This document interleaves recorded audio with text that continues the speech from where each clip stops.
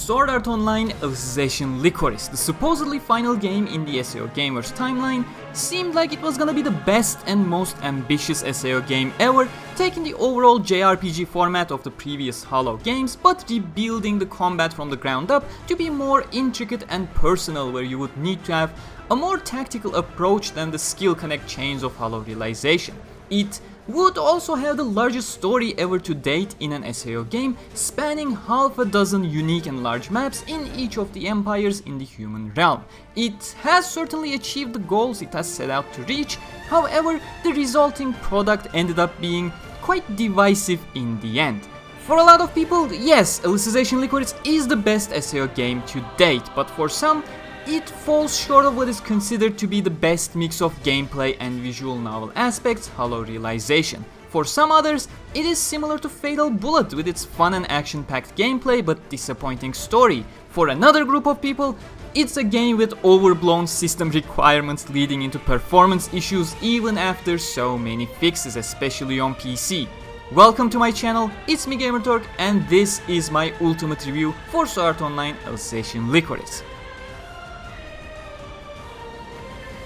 First off, some disclaimers. This ultimate review consists of both experiences on PlayStation 4 and PlayStation 5, which do have significant performance differences. I will not be reviewing the PC version specifically, but I will say that depending on your specific hardware specs, you will have a wildly different experience in regards to performance. Secondly, which probably should have been the first disclaimer, I would like to thank Bandai Namco Germany for providing me a review copy, and I have to particularly thank the Twitter CM for tolerating my stress at times. It was my first time reaching out for a review copy, thus I was quite unfamiliar with the proceedings, with things in general, which led to me asking a bit too many questions here and there, especially seeing Bandai UK send out their copies earlier than the German side, but in no way was this a paid promotion or anything, just to get that out there. Third and finally, I'd like to apologize to you specifically that I never did an early impressions review for the game as I usually do for other games, but the early launch period of the game was particularly weird, with people even on the same specs or same consoles having significantly different experiences. I personally, on the base PS4, was having better frame rates than those on PlayStation 4 Pro. In the end, I decided to postpone the early impressions video and eventually ditch it, because it would possibly mislead a lot of people due to being my anecdotal personal experience in a wildly inconsistent situation. So sorry about that, but I hope you understand where that decision came from. Last but not least, reminder that the game will have future updates too, and if Hollow Realization is anything to go by, we can expect big combat overhauls here and there throughout expansions with new mechanics introduced too. So if you're watching this review way too much into the future, do make sure to check out my reviews for individual DLCs as well, to make sure you are up to date with how the gameplay is at the very least. But with all those out of the way, let me provide the structure for this video. We'll first talk about the story in a non-spoiler way, and then issue a spoiler warning down the line so you can skip ahead if you don't want to be spoiled by specific events. After the story, I'll talk about the gameplay and gameplay offerings. Then we'll talk about performance, as it is one of the big points of interest in regards to Alicization Lycoris specifically. And at the end, some supporting pillars of a game like soundtrack, character portrayals, SAO shop/cubes and the like that are worth mentioning, with its goods and bads in a brief manner, of course. So let's start with that spoiler-free story review. It is long. I had multiple hour-long playthrough parts uploaded, with most others being around the 30 to 40 minute mark.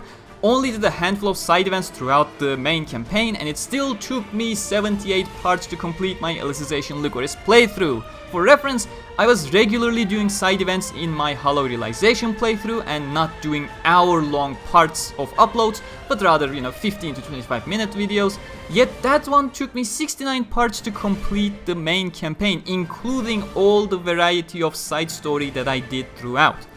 With side story content trimmed away, Alicization Lycoris' main campaign alone is roughly about double the size Hollow Realization's main campaign was. This is, however, a double-edged sword, especially with how big the world itself is. In fact, I can say it results in the pacing of the story becoming something similar to that of Hollow Fragment's Aincrad story specifically.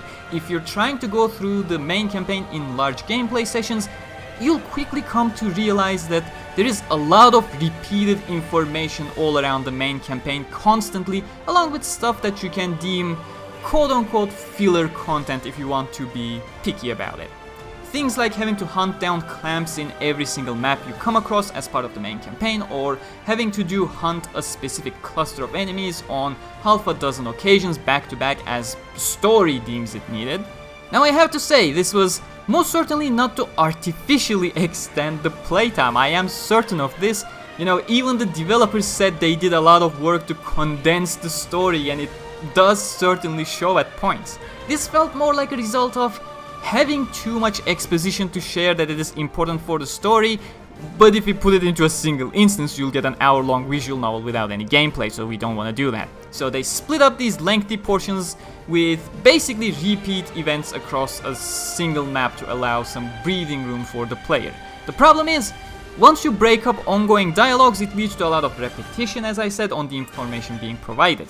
You reach a temple location, characters talk about why you got to the temple and what you need to do, for example, despite the dialogue 3 minutes ago literally directing you there with the objective spelled out quite clearly, and that repetition is a downside of this breaking up lengthy dialogue's design choice. How do I know it's specifically to break the dialogue up to give you breathing room rather than artificially extending playtime? Because the game has way too many story portions where they simply couldn't break up the dialogue due to the design of the story. I got entire playthrough parts that are over 40 minutes, an hour and a half long videos that is only a constant visual novel section without the game ever letting me stop for a second. It was obvious they did what they could to break up exposition when they had a world/field to work with, but whenever you reach those linear portions of the story where you're limited to a single room or small rooms, without going into Lycoris spoilers, I'll give the Cathedral Assault portion from the main canon as an example. You have one 2-minute duel against an Integrity Knight, and then 40 minutes of dialogue until the next duel, if not more. If not more, and especially more in plenty of other instances in the game.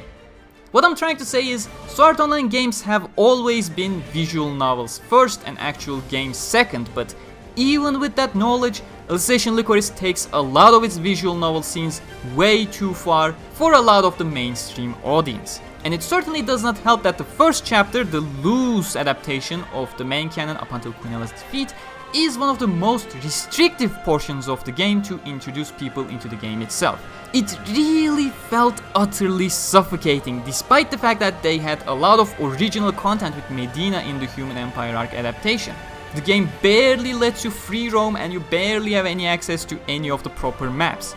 Luckily, if you're getting into the game nowadays, the game does have a simplified story mode that, well, simplifies the entire chapter 1 story to make you go through it a bit faster. All in all though, the story has really intense bits that makes you really look forward to it, but it also has so much more slogfest moments in between those interesting bits that really pushes you away from wanting to go through with it.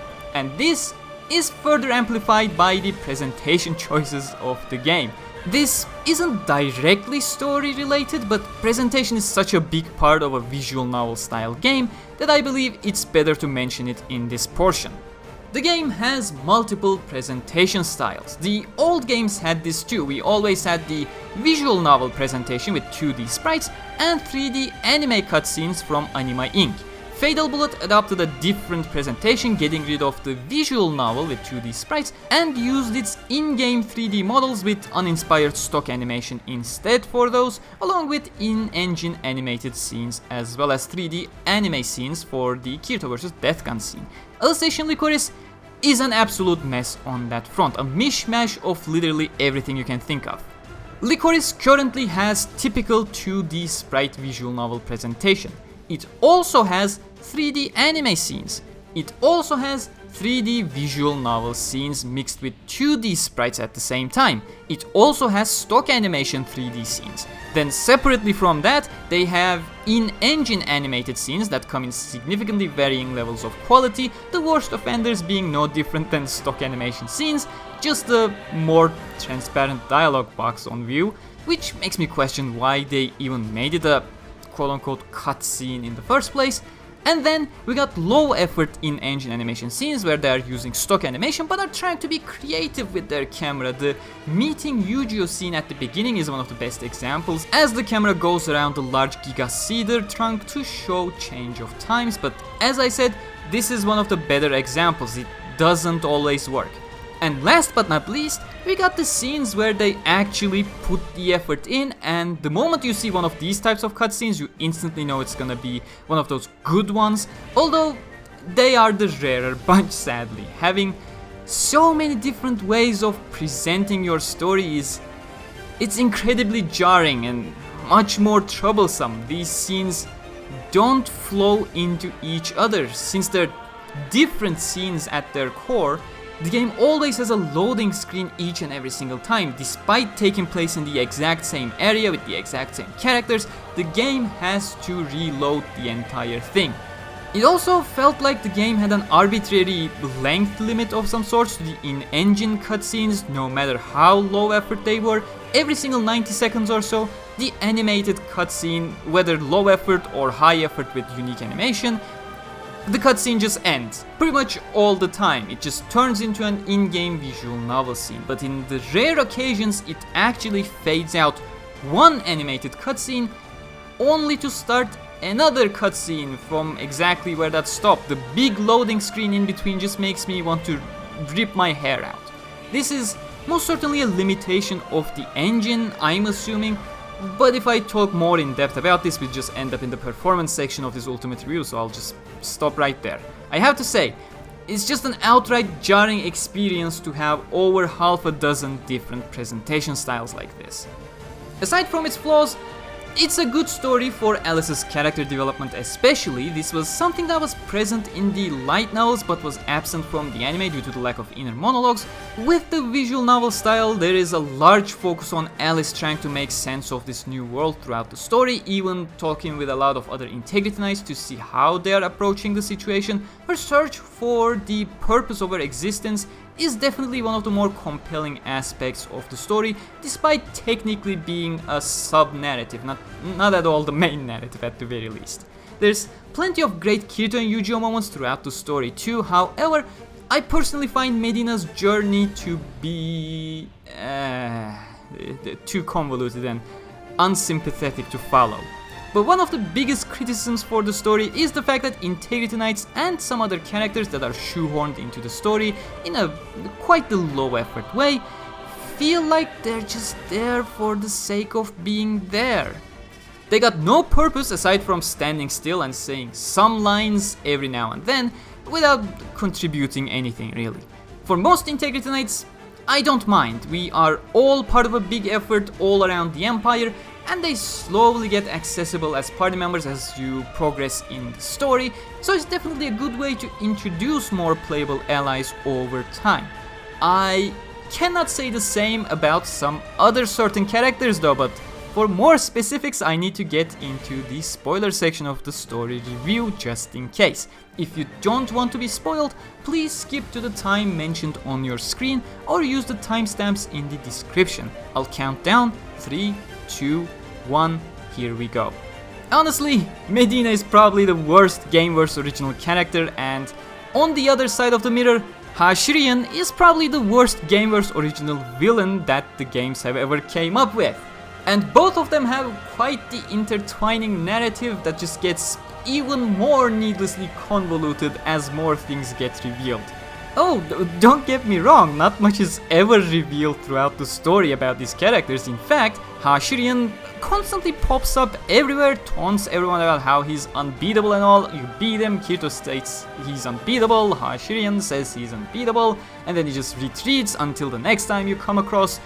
This entire cycle is repeated way too often throughout the entire game without ever anything interesting happening really, until Suddenly, in a single event at the end of the game, it turns out Hashirian just has mommy issues, and to solve those issues, he had sex with Medina's grandmother of some sort to taint the pure blood of Ortinanos, because Quinella was interested in that family. Well, she did not remember Hashirian's name, and I'm like, where the fuck did that all come from out of nowhere after 60 hours of gameplay where nothing about him is said or revealed at all? All he does is show up, taunt, get his ass kicked, all characters trying to convince you he's so dangerous. I don't really have anything else to say about him because there's nothing about him in the first place. He's just a character with zero identity, forcefully injected into the story for contrivances to end up happening when needed. And don't get me even started on his smug face and the bootleg meme wizard attitude. But I will get started on Medina if you don't mind. If Hashirian is the plot contrivance character that pulls shit out of his ass, Medina is the one getting plot contrived. For someone who has such a persistent character, she sure gets convinced faster than Rikikawara apologizes at every criticism. She just eats up every single bullshit Hashirian spouts at her face. Now, granted, credit where credit is due, she is acting the slightest bit of suspicious towards the obviously devious meme wizard lookalike, but goddamn, I cannot have any belief in that suspicion if you actually go ahead with everything he proposes without any question for such a long time. I mean, it basically takes Hashirian killing everybody Medina brought along as wayfarers for her to realize, maybe I should not follow this psychopath as a trustworthy person. But it was long before that specific moment that I lost all my sympathy for Medina. You see, there comes a point in the story, well, quite early on in the grand scheme of things actually, where Hashirian talks about how we were hiding something from Medina. Of course, the reason Kirito doesn't tell her is because he's scared that she would not be able to overcome the seal of the right eye and crash instead. But the relationship is so strained at a point where you, as Kirito, decide to let Medina know everything.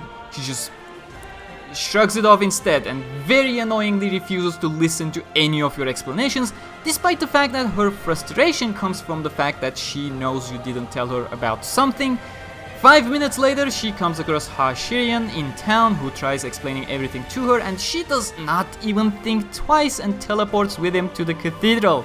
Then he plays him an MP4 file, the final couple seconds of Kirito defeating Quinella, and she literally buys this out of context video file without questioning anything or its context, and it just turns against everyone. I mean, if anything, Hashirian is pretty much TikTok levels of stupid, and Medina is as gullible as the 10-year-old drooling audience that watches TikTok. These two characters are literally a perfect match for everything to go as wrong as they did with the amount of bullshit going on about their characters. And as I said, it takes the massacre of the innocent wayfarers in front of her eyes for her to actually realize Hashirian was a bit of a shithead, and if you ask me, Hashirian could kill everyone off when Medina wasn't looking, blame it all on Kirito, and Medina would have bought that. She just keeps saying I don't know what to believe, yet throughout the entire campaign she has zero issues at trusting the wannabe meme wizard for a single second. Compare this to the story of Premiere and Tia back in Hollow Realization, where Tia did not trust Kirito and Co for a long time. She was always looked down upon just like Medina, sure, but then she was also taken under the wing of the dickhead Genesis, and her entire life experience was basically the guidance of Genesis, whereas Medina had a loving father that left her with a simple directive: always be just. Way to uphold justice by brainwashing people and turning against your only friend without hearing them out after a meme wizard showed you an out of context MP4 file. I have other massive gripes with the story, like Kirito claiming we're not powerful enough to fend off a handful of wayfarers when both Yuju and Alice are there. I thought Integrity Knights were worth 1,000 soldiers, Kirito, did you forget? Like, such downplaying of power happens so often in this game, not in this specific instance that I'm showing right now, it happens constantly. It is mind-boggling, but in this specific instance, why not a simple, let's not hurt the innocent brainwashed people or something like that? Everyone knows that it's a lie that you aren't powerful enough. You three are the only ones with divine weapons in that room with an unlocked memory ability. Surely, power balance definitely is not the worry here. Another issue with the story that happens constantly, having to fight Quinella like a bajillion times in the final stretch. It felt very contrived too, as if they had more story to come but did not have a boss fight designed, so they just went, how about they fight Quinella again? Once, twice, I'll call it an annoying twist but won't bat an eye. 4 times, 5 times, now I feel like you're just taking the piss. Final sacrifice of Medina now. That was very cool, but quite expected since the reveal trailer of Medina, to be honest. And bad ending was actually quite heartfelt. We actually did not end up unscathed, and everyone had to console Kirito, who blamed himself for not being able to save the selfish, annoying prick that was Medina, who, no matter what we did, decided to antagonize us at every corner. But yeah, aside from Medina's existence and legacy, that ending was honestly the best quality ending an SAO game ever had. Sadly, it is not the canon ending. What to say about the true ending? I mean, I don't think I need to say too much about this. The true ending of the game where Medina is resurrected, this is pretty much unanimously hated by a majority of the community. Medina had earned her rest, no matter how unlikable she was prior to it. No matter how annoying she was, she had atoned herself, asked for forgiveness, and sacrificed herself to save Kirito and the world. She had finally become an actual savior, not a brainwashing savior. That was a good thing, that was good. But the true ending proved why Yu-Gi-Oh should never be revived in the main canon, because it takes away all the meaning that their deaths carry. If you're going to climax with your major character sacrificing herself, please do not bring her back to life 20 minutes later. What's worse is Medina's resurrection cutscene. Everyone is so cheerful, despite the fact that it's very clear Medina's resurrection pretty much only brought her back physically, and she has absolutely zero recollection. I mean, Kirito is borderline crying while Shilika is happily cheering things on. How tone deaf are these guys to celebrate like crazy when there's absolutely an issue to be clarified? But the final thing I want to mention in the spoilery portion is the awakening sequence. I mean, honestly, can you not even be subtle that you only wanted to shoehorn the main cast girls into the game? I could not stop but laugh when they were waking Kirito up. What a disservice to one of the strongest moments of the main series. For starters, Kirito had no reason to be in a coma in the first place, as he did not have any regrets to force him into an incarnate depression. The light beam is never properly explained actually, aside from a suspicion of Cardinal that it was likely a trap, but that thread is never mentioned again, so I imagine Supplies Renko still have something to do with it in secret. But I digress. Then within minutes, not only Asuna dives in from Ocean Turtle, but also Shinon, Sugu, Shilika and Lisbeth dive along too, 2 of which are also at Ocean Turtle, which, well, sneaking in 3 super special assistants of Rinko must have been harder than sneaking in just 1. But then they all pray for Kirito, and Alice Tsuberg's memory joins too, and boom, he's awake after 20 minutes. And then none of these major characters are ever properly involved in the story either. It's the same issue as Fatal Bullet.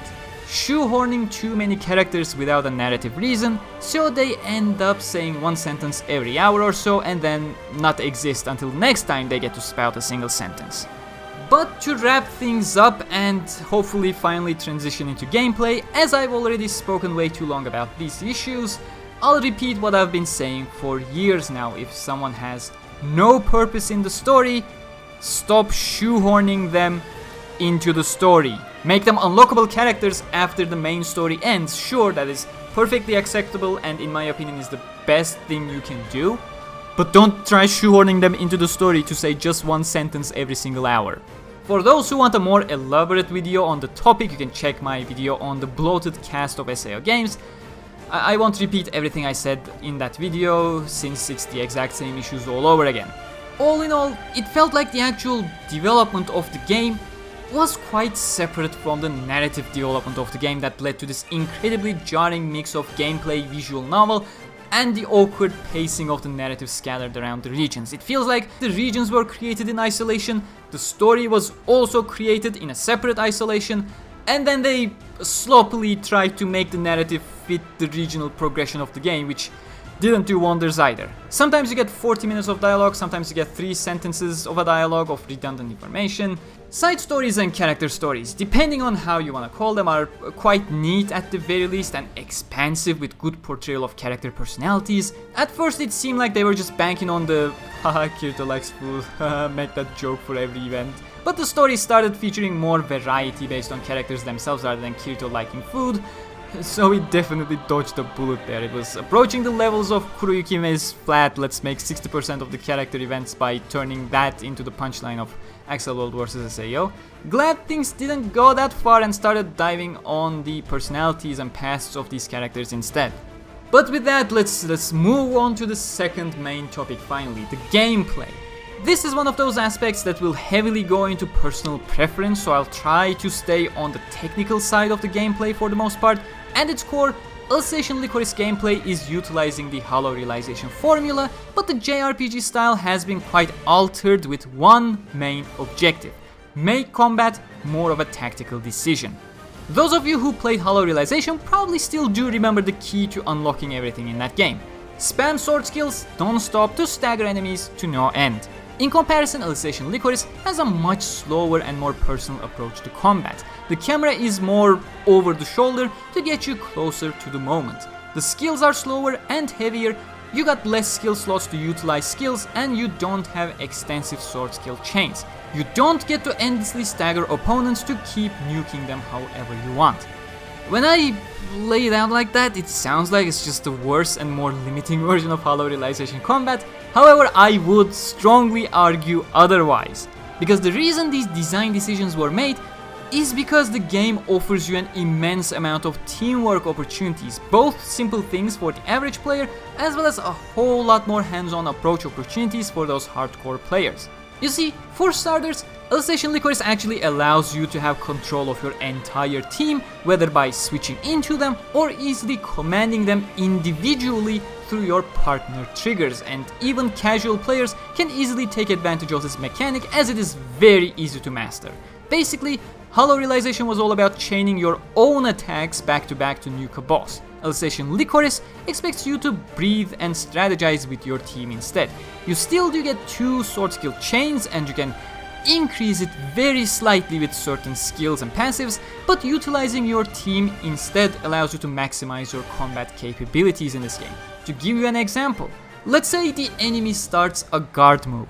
On your Kirito, you use a guard break move, and since you know guard break will stagger the enemy for a bit, you command Alice to instantly use vertical arc that will launch the enemy into the air with a fatalized state. Meanwhile, use skill connect chain from your skill into an AoE attack to clear the enemies around, as well as build up your skill connect chain meter, and also command Asuna to use star splash following Alice, which downs the enemies in the air, which gives you the biggest damage multiplier possible.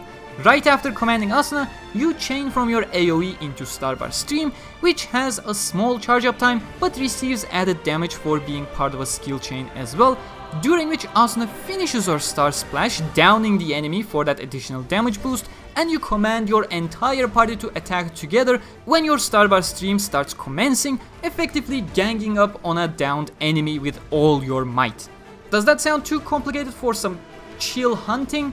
Don't worry, you don't need to go this intricate for basic content. Field mobs still do die to 1 or 2 simple skills as long as you are not severely underleveled, but when you want to start tackling world bosses called Divine Beasts or the Raids, then it becomes even more so beneficial to master these basic combat commands to make the best out of your party.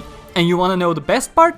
You don't even need to actively manage all of this, as the combat system starts learning based on your commands and requests from your party members. It's quite similar to how personality traits worked in earlier games, but unlike those personality traits which dictate the overall playstyle of the individual AI, which does exist here too based on which EX skill you apply to individual partners, Alicization Lycoris AI actually does learn things from individual acts in a much more micromanaged scale and eventually start doing these acts on their own based on situations.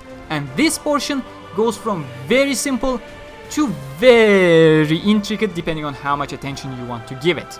This will probably be easier if I walk you through the individual concepts one by one. Here's my Asuna, who is my main DPS partner. I set her EX skill to healer, so she takes care of healing when needed.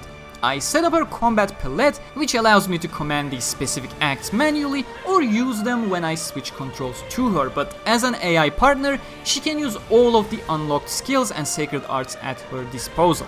Just in case, I got guard break and downing attacks to synergize with what I got on my Kirito. When we go into records, however, you start seeing the full depth of her overall habits.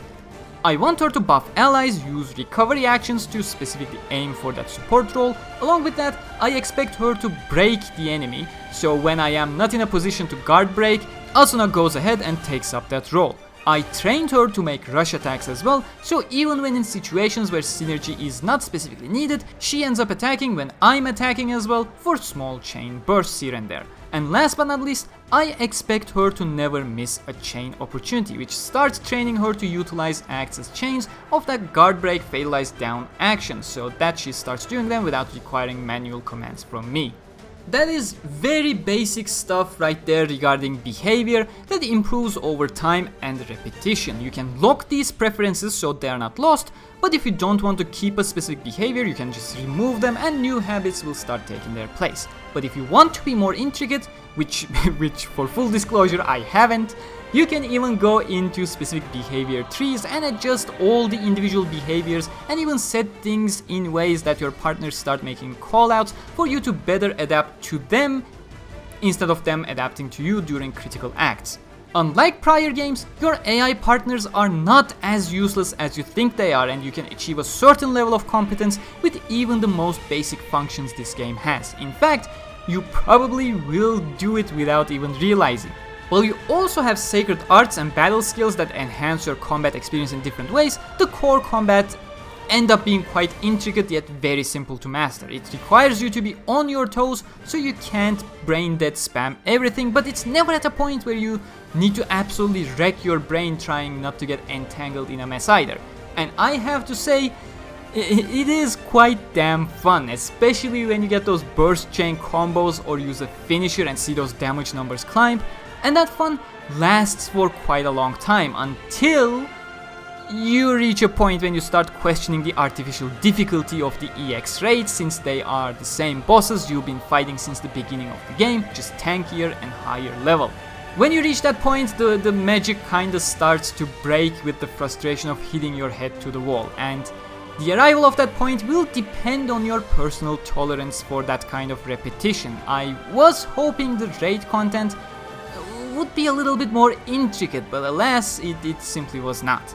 A little bit of mechanic-oriented creativity would breathe so much life into these raid encounters. I'm not expecting an MMO level of complexity like WoW raids, not even something simplified like the Destiny raids. Even things like the Snow Queen boss from Fatal Bullet with its 3 buff/debuff orbs that need to be taken out, or the Beyblade boss that creates pillars of ice that you need to hide behind in Fatal Bullet. Mechanics that are different than dodge attacks, hit it till it dies, would have been incredibly beneficial to increase the replay value of the end game content.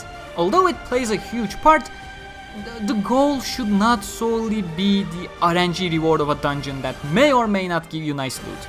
Part of that satisfaction you have from a game should be actually playing the game itself, the battle itself against the boss. So essentially, rather than relying on artificial difficulty, aka higher damage and health numbers featuring bosses that can unfairly one-shot you, a focus on player skill, awareness and reactions that provides the player satisfaction for well-timed executions would have been a much better choice.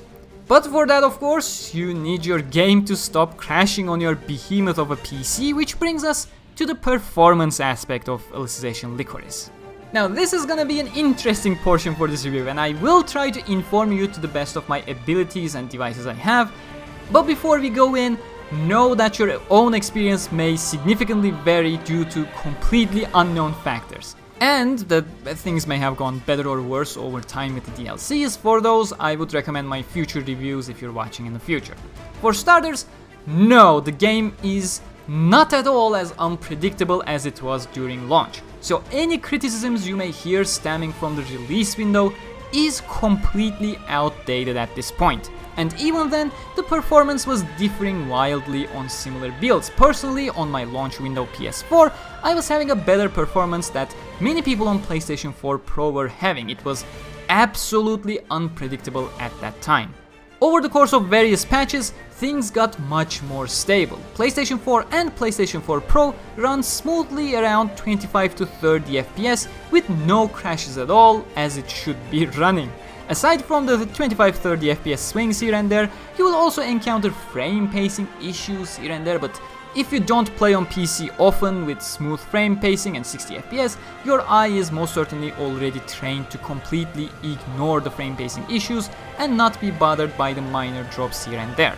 On PlayStation 5, the game is a perfectly smooth 30 FPS. At the time of this review, it's been 2 weeks since the next-gen release, almost 3, and the game has not yet received a next-gen enhancement patch. In fact, we don't even know if we'll ever receive one. So basically, the game is playable via backwards compatibility on next-gen platforms and thus is still running under last-gen software limitations in place, and the only advantage of a PS5 is that the game can actually hold on to those intended standards without a single issue at all.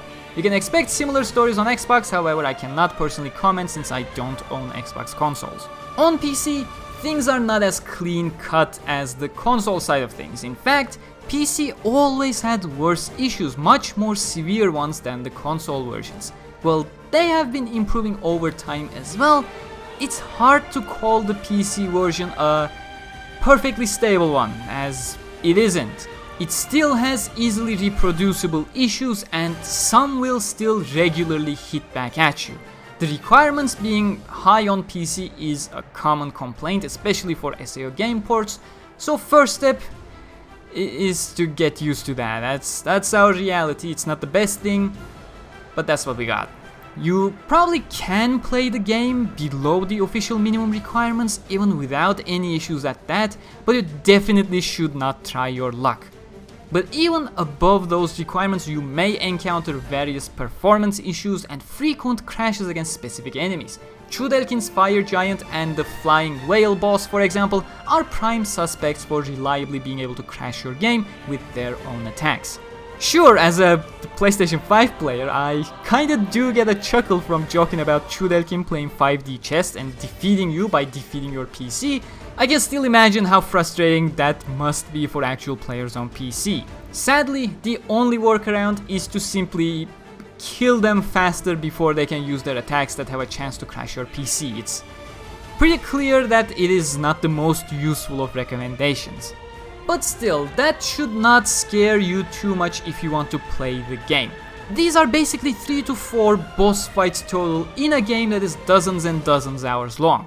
They will end up frustrating you once or twice, but nowhere near are they actual deal breakers. Just know the destiny that awaits you when you're fighting one of these bosses and hope you come out on the other side of the tunnel safe and sound.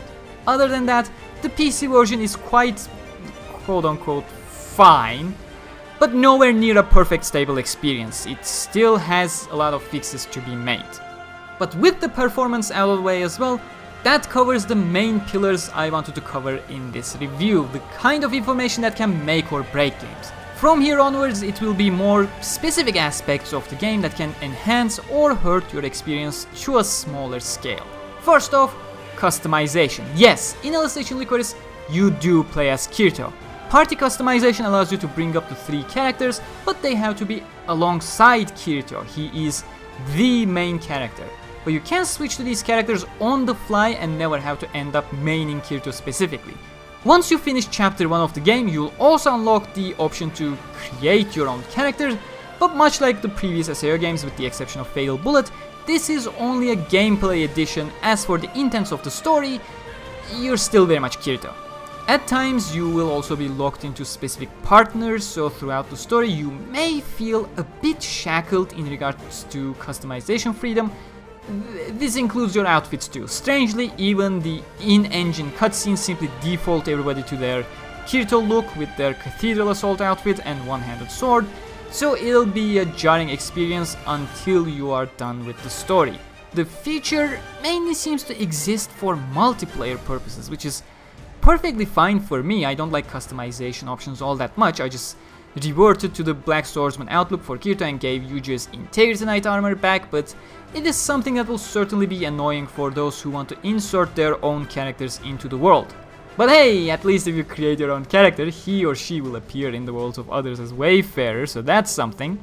But I guess the customization is a good entry into the Cube and SAO shop systems. And I'll just say, they're a mess. It is blatantly obvious they were an afterthought to make more money, well, obvious from their implementations itself, the way they are not even attempting to hold to their marketing statements, and of course Futami's own words, stating it was something that became a thing very late into production.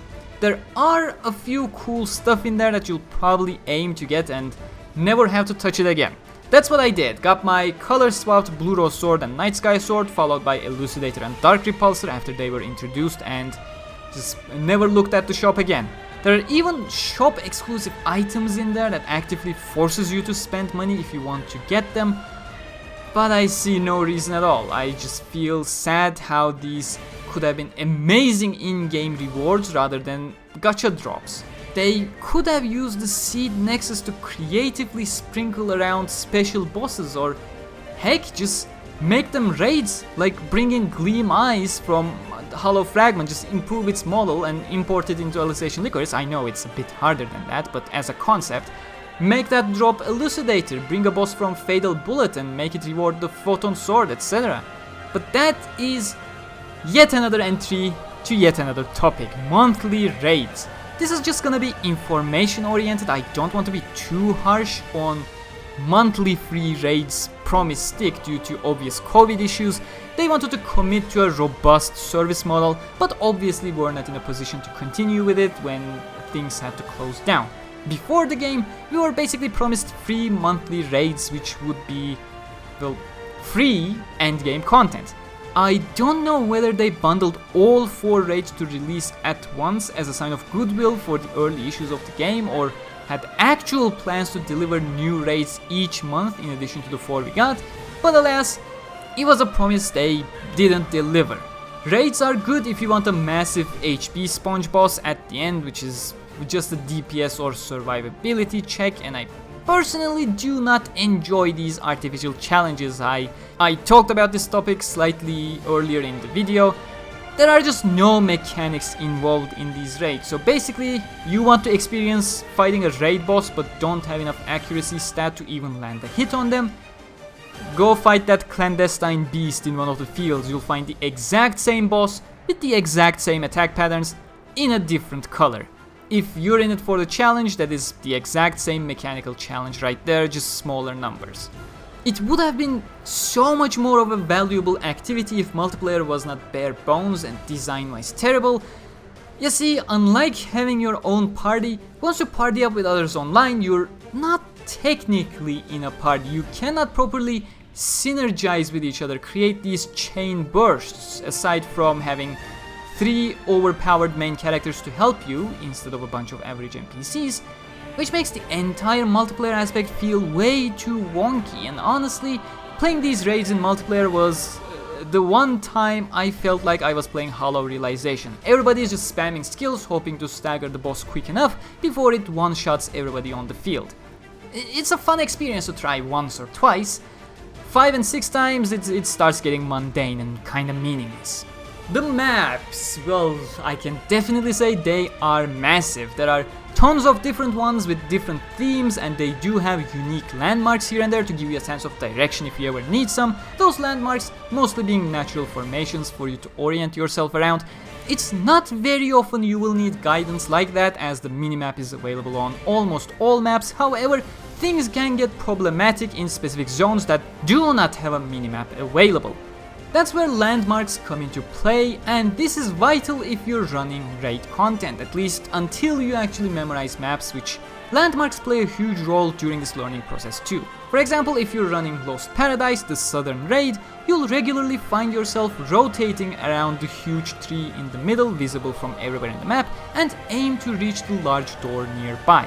Sadly, in overworld edge zones, so the final zones in each region like the End Mountains cave, you have no map, and since it's a cave, you got no landmarks to take as reference there as well.